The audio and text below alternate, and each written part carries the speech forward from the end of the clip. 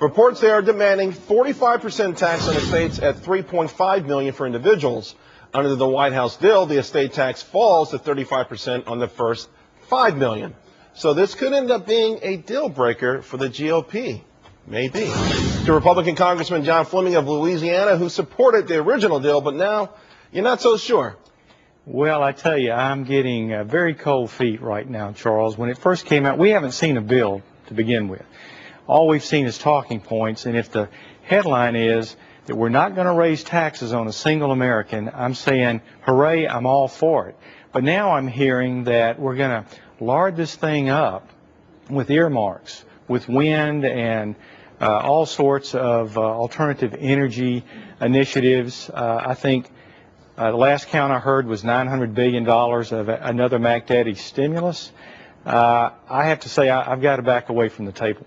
Is there one item, though, like what would be the straw that broke the proverbial camel's back? I mean, would it be an adjustment in the estate tax, or just a whole bunch of these pork items that we continue to hear? Well, that's a great question. I mean, obviously, we would be increasing estate tax from 0 to 35% marginal rate. And I don't like that, but that's a lot better than what it would be if we just left it alone. I could probably live with that much for now and then change it 2 years later when we take the White House, hopefully. But when you add in all the things that are going to add to the deficit, all of the earmarks that are in the Senate version, and we have such things as the reduction in the withholding from the payroll, which is going to add probably somewhere around $60 billion. Once all these things begin to add up, I just don't see it happening. But here's the thing. Let's just say the proposal that we heard initially. A lot of people are saying, why did the Republicans even, you're saying that you would have gone with that. Why, after the November election, when there was a clear mandate, two things, right. Stop spending, stop spending, and stop spending. Right. And yet, not only does this bill spend, but it doesn't even try to find any ways to pay for this stuff. Well, that's exactly right, Charles. It does not pay for anything. But why would you go for that? Well, I think that the details have been leaking out. Again, it started off with a headline, we're not going to increase taxes.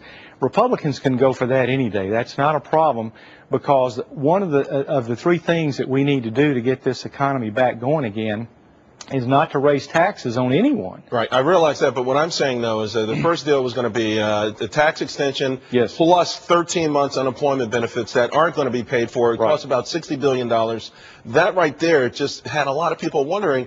The Republicans benefited tremendously from this grassroots Tea Party movement, Absolutely. Yet it seems like already you've kind of kicked these guys to the curb. Well, that's true. And if you consider the fact that in less than a month, Republicans will be in the majority, we can do a much better job than that. So why take this deal now? I really don't understand that myself. So what is the leadership telling you then? Well, I think we're seeing a split in the leadership, and we're seeing the conservative caucus in our conference, which now numbers around 160 beginning January 5th. The largest we've ever had in the Republican Party. I think you're seeing the conservatives add up here very fast and getting in line to oppose this bill. I got to go, but before I let you go, just quickly, the odds of this going through no matter what? I think that every day that goes by, the odds are going down. I'd say it's 50-50 right now. 50-50. Representative Fleming, really appreciate your time. Great. Thank you so much. Thanks a lot. Well, never mind, Democrats are cursing the president behind his back. They don't even have his back. And now that won't even leave the floor.